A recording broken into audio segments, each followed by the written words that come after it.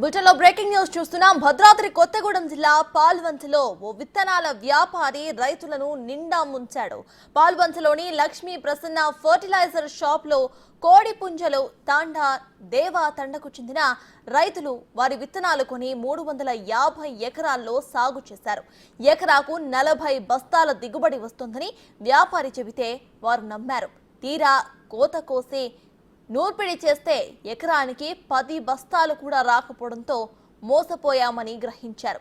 ఆ ఫర్టిలైజర్ దుకాణం ముందు ఆందోళనకు దిగారు. వ్యాపారిపై చర్యలు తీసుకోవాలని, తమకు నష్టపరిహారం చెల్లించాలని డిమాండ్ చేస్తున్నారు రైతులు.